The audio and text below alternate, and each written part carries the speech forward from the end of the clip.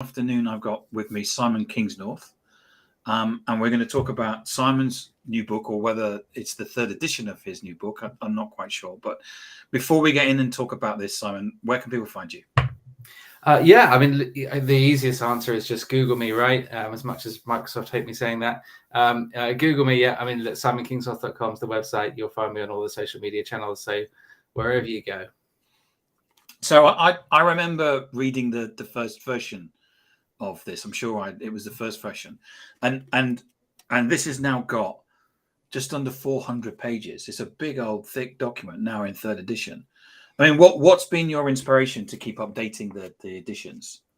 I mean, the thing is, it's 400 odd pages, but it's such a massive area, digital marketing now, as everyone knows who's in it. Of course, you could easily write 400,000 pages on it if you wanted to. Really, the inspiration for the first edition, which came out back in 2016, was that I was working in marketing at the time, had been for 20 odd years then, just coming up on 20 years, I think it was at the time. And I felt that there were three segments of marketeers that I was experiencing. There were those that had come from a marketing background and just didn't get the whole digital thing. It was becoming really predominant and just didn't really fully understand it. There were those from a techie background that wanted to move into marketing and sort of SEO roles or web development roles, which you need a blend of both. And then there were the young guys coming through who'd never done marketing, never done tech. They're learning it all together as one digital marketing piece. And there wasn't really a good book out there that said, okay, whichever one of these people you are, how do you put together a strategy that looks at what is a good marketing strategy, keeping in mind all the things you need to consider from a digital perspective? So that's where the inspiration came from. Thankfully, the first edition did very well, got picked up by a lot of universities, technology institutes, Chartered Institute of Marketing use it. So I like updating it. Obviously, digital, you have to update, ideally every week. You can't publish a new book every week, though. So I update it every 3 years to make sure it stays relevant with the latest trends. But I kind of have to as well to keep all the universities and institutes, make sure they've got the most relevant, up-to-date information. So one of the things that I notice about it is, I mean, it covers such a large expanse of different areas, doesn't it? Because you're covering from SEO, marketing automation, social media strategy. There's a lot of stuff in here. Yeah, and I think that's the point, really, is that if you're looking to put together a marketing strategy in today's digital world, you need to consider all the different parts. And I often talk about marketing as an ecosystem. And in reality, we as marketers should be trying to move away from digital marketing. We should just be thinking of marketing, and some of which is digital and some of which isn't, majority of which is, of course, these days. But we should be trying to move away from the term digital marketing altogether. But when I think of marketing, I think of it as an ecosystem. Everything affects everything else. From what you do with your brand layers across every channel. What you do with SEO can influence paid search and social media, and the data from all of those channels can inform each other. Your automation strategy is based on communications you're having with consumers at certain parts of their journey, which you'll see from the data you're seeing across all the different channels. Analytics, likewise. I mean, you look at every single point. There's no one area of marketing you can say, just do that and you'll be fine. Because even if you do just do that, you're going to be affecting 10 other things, whether you like it or not. So it's important to have a strategy that thinks about the implications of all those different bits and pieces, where you should focus, depending on what type of business you are, and what effort, how about to do that. So, of course, there are deeper books on SEO. There are deeper books on social media. You can't write everything in that one book, but it gives the high-level principles about how to execute and pull it all together. That's the purpose. But you're right, it needs to be broad as a result, yeah. And one of the things that I really like is that you're offering, there's further reading. And of course, you've got all of the references in place. So you're offering the reader the ability to say, okay, if you're interested in this bit, here's 5 books that you need to read. Yeah, and I think that's really important. So I don't claim to know everything, and I wouldn't believe anyone who did. I think in my mind, there are certain things that people are good at and certain things they're less good at, and certain strengths and weaknesses they all have. I've been very fortunate in my 25 years in marketing that I've worked in most disciplines. I've done the paid search from when Google first launched it, SEO back from the late 90s, but also TV advertising and direct mail and a bit of sales. And so I've worked right across the the remit, which is great for me, having putting together something that looks very broadly together as a strategy. But am I the world's greatest SEO expert? No, I know it pretty well, but I'm not the world's greatest, right? Same with paid search. Pick any discipline. I'm a jack of all trades, master of none, perhaps. I don't know, but yeah, certainly from my side, I think there's always more information you can get, and the world is changing all the time. So obviously, I'm publishing blogs all the time on updates, things that are changing. You can follow those on my website or through any of my newsletters, and there are plenty of other people doing the same. There's tons of content on YouTube, and there are also some fantastic books, including yours, Tim, which, as you know, I have in my cupboard behind me because I'm a big fan of that one as well. So, for me, there are loads of great publications on all sorts of areas, and I don't encourage everyone to just follow me. I'm not some kind of god, so by all means, follow as many people as you can, get as many opinions, and delve as deep as you can into every subject. It's something I always encourage. So one of the things that you've done is you've got different parts in this. So the first part is knowing your business objectives and your customer. So give us an overview of what that is. Yeah, so it's funny because I do a lot of strategic work for clients around the world, helping them develop their marketing strategies, go to market, rethinking what they're doing, entering new countries, new territories, launching new products, and one thing we often talk about in those sessions is a real deep understanding of your goals and a good understanding of who your customers are. And whilst it seems really obvious on the surface to ask those questions, I find at least 8 times out of 10 people really don't know the answers. And that's critical to starting really where you begin in a strategy, right? Where are we and where do we want to get to are your 2 questions at the beginning. How do you get from A to B if you don't know what A or B are? So really coming down to what your goals are is critical, and keeping that in mind with everything you're going to do across your strategy is critical. I hear a lot of businesses when they're building their values talk about how we're customer first. And then they'll go and say, well, we're going to raise our prices 50% because that's going to increase our profit. Our customers will hate it, but we'll make more money. It's fine.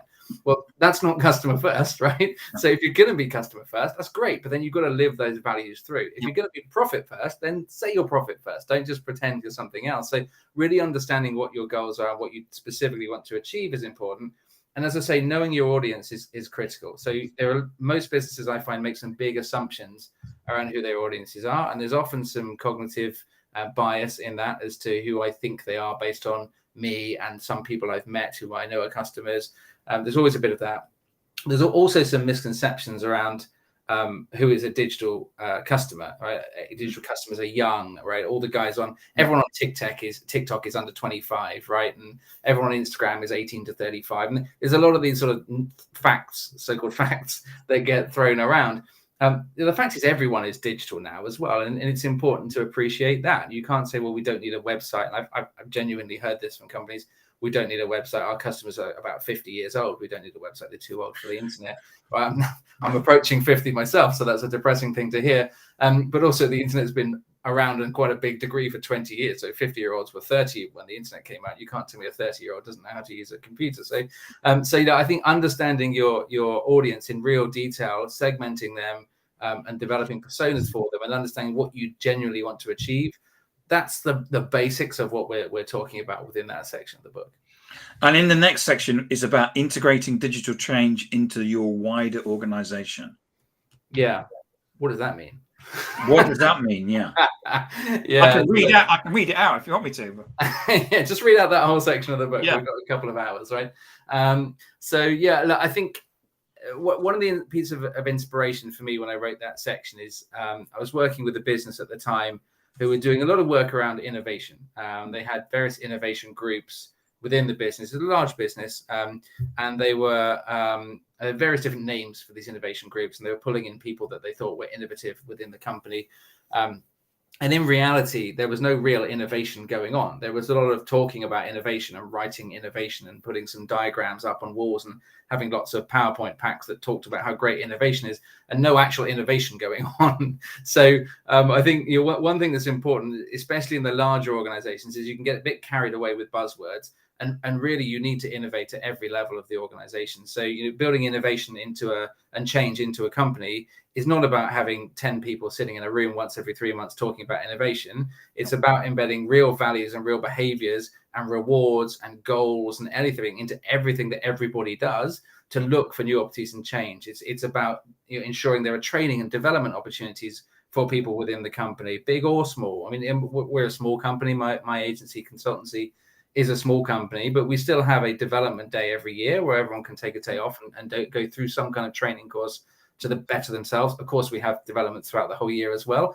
but some specific time when they're not at work and they're just off developing themselves in one way or another, which doesn't have to be for their job. I just had this conversation with them yesterday. It doesn't have to be something specifically related to their job, but I'd prefer it, right? So, yeah.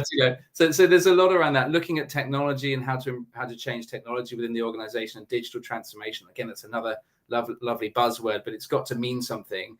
And digital transformation is not about buying a piece of technology. The tech is an enabler, really. It's how you use that technology, the processes you set up, the way you train the people, the way you structure the data. That's the stuff that's important in digital transformation. The tech obviously is critical. You can't do it without the tech, but the tech on itself doesn't solve the problem. It's all the layers on top of the technology. So there's a lot of work to be done I think, in still getting people to understand what innovation and change embedded within an organization really means. And that's a lot of what that section's about. So the next section is about, you call it using channel strategy to reach your customers. And this is where you go through the SEO, the paid search, display advertising, social media, marketing automation, affiliate schemes, content strategy. I mean, it's all here. I hope so. Well, a lot of it anyway. So talk us through that. So talk us through what you're trying to get over in that. In this part 3. Yeah. So as I say, right, if you want to be a specialist in SEO, I would suggest reading several SEO books, following several SEO blogs, SEO journal. I mean, there's some great publications, blogs, influencers, etc., who are worth following. And of course, I talk about it a lot myself as well. The book is not trying to tell you everything about how to do SEO. What it's trying to do in each of those channels, SEO, paid search, social content, as you say, is really give you the core structure, the key things you need to know and understand to be able to put together your strategy. So there's a certain level of knowledge you need to have, and a certain way of thinking, I suppose, that's transformative. And as a leader, it's about asking the right questions. That's right. And 100% right. It's not always about knowing the answers, but it is about knowing the questions. And that's a great point, Tim. I think that no one out there knows all the answers, but if you understand the sort of core principles and the direction and the high level thinking, then you can at least direct yourself towards, well, I know that I don't know that, so I need to find it out, right? I know that I should, in order to answer this problem, I know that bit is missing, so I need to go there. So I have models in there, like, for example, the SEO triangle, which I developed for the first book, which is really just looking at the ranking factors across SEO and putting them into links, technical, and content, which just breaks it down into, in your mind, links, technical, and content as the 3 things I need to think about. Obviously, it delves a lot deeper than that, and the book does go into that in a lot more detail. And SEO isn't really just about thinking about ranking factors, of course. It's about producing fantastic experiences and content for people that is of great benefit to them. And then your SEO will work. I had that argument, not necessarily an argument, but I made that point on Twitter sometime in the last 24 hours, where someone was saying, do we write too much SEO content? My answer was, one piece of SEO content is too much SEO content. You should be writing good content. If that works for SEO, you've done a good job. So absolutely, because I mean, the thing about what Google does is the job of Google is to surface what it sees as the answer to the question. Yeah. And if you're spending all your time trying to second guess or scam the algorithm, it will find you out. Yeah, it will. It always will. Yeah, and I've been in SEO for as long as SEO has been around, really, not far off. And back in the day, there were a lot of very dodgy black hat techniques within SEO that were being thrown around, putting white keywords on a white background so you can stuff them in as much as you can. Lots of stuff back in the day. You always get caught out, right? But ultimately, the thing I always say is that you shouldn't be optimizing for Google anyway. You should be optimizing for the user. And I've been saying this for 10, 15 years now, and there's plenty of speeches of me waffling away on YouTube about this. But that's ultimately the thing. Google is trying to prioritize a great experience for the user. If you try and do the same thing, you'll always be in line with Google. If you try and beat Google, as soon as they change an algorithm, you at the best, you've got to catch up. At the worst, you're gone. You're dead. And I've seen companies literally go out of business because they've been trying to trick the algorithm, and they got caught, and off they go out of Google, and they've got no business anymore. So I have a mate who he talks about this at conferences, but he was about to go into his first board meeting, when he was tapped on the shoulder and said, "Before you go into the board meeting, just so you know, we've gone dark on Google." Nice. Of which they got 80% of their business through Google search.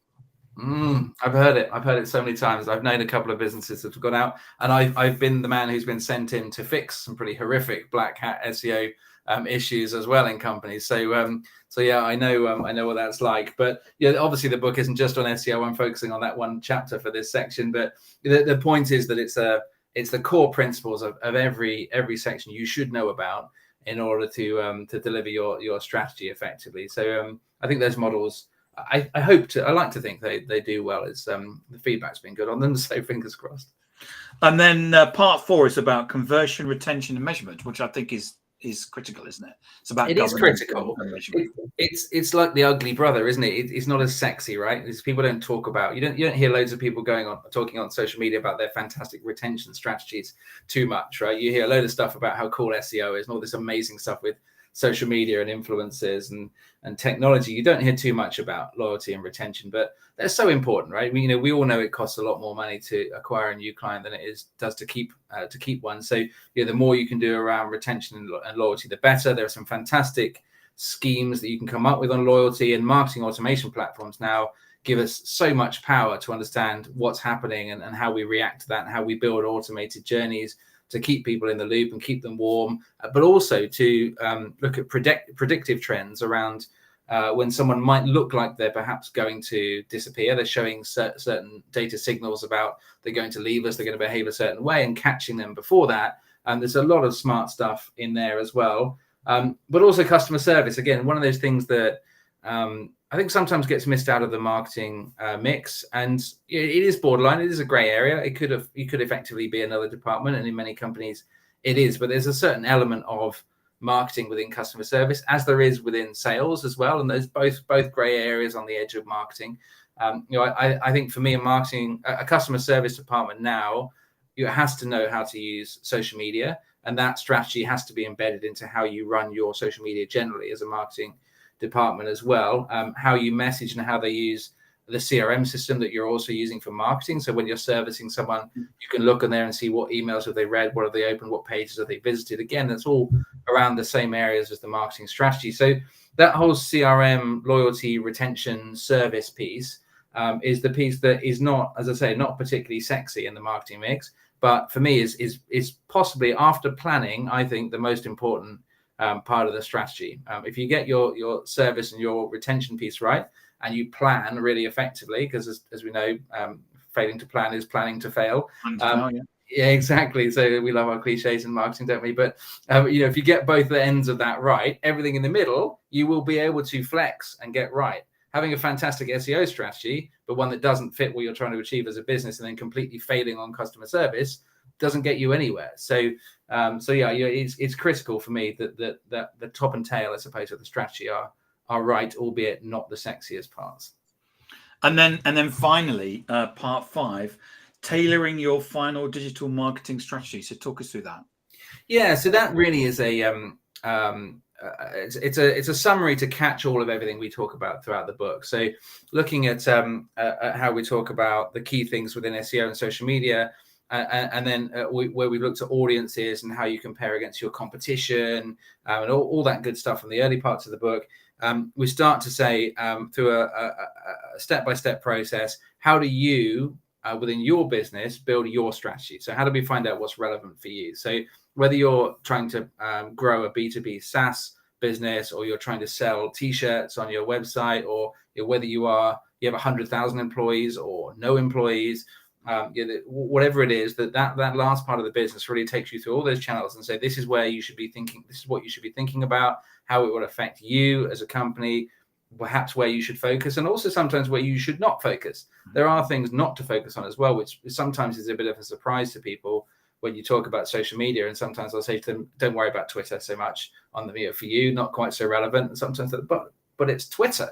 Surely I have to be on Twitter. Well, no, not necessarily, right? If you're trying to grow a B2B business, your best use of resource, let's not be busy fools, focus that energy into LinkedIn. If you can do some campaign management and some organic content through LinkedIn, you might actually find you get that far more productive, and Twitter's just a bit of a distraction, really. So there are areas like that to focus on. And I'm not saying Twitter is always a distraction before someone from Twitter gets me on the phone, but Elon Musk starts calling me up, my stock price is going down.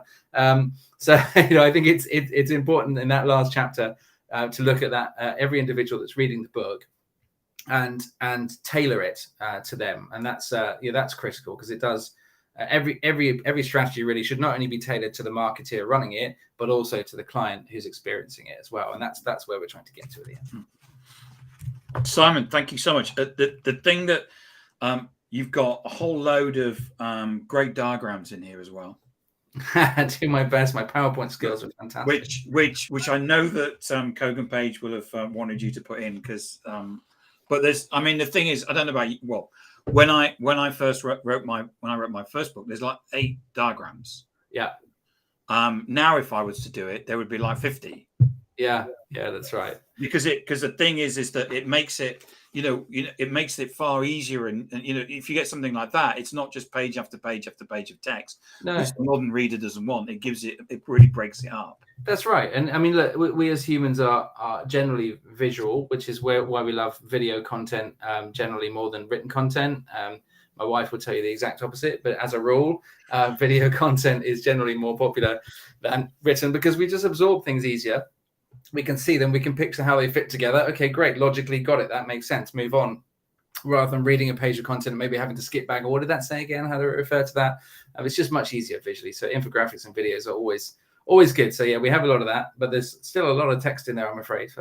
But I mean, it's good text. So where is it that people can find this on Amazon? I'm assuming. Yeah, absolutely. You can get it on Amazon. Most bookshops around the world, but certainly Amazon's the obvious place where most people go to. And of course, you can buy it straight through my website and everything else. Okay, right. And Kogan Page website. And the Kogan Page website. Yeah, absolutely. We all Amazon's most people's one-stop solution, isn't it, these days? So yeah, free plug for Jeff Bezos there. So, Simon, thank you so much for coming on. Remind people where they can get hold of you. Yeah, so absolutely. By all means, you can reach out to me on any of the social media channels you would expect. So certainly Instagram, LinkedIn, Twitter, Facebook, you name it.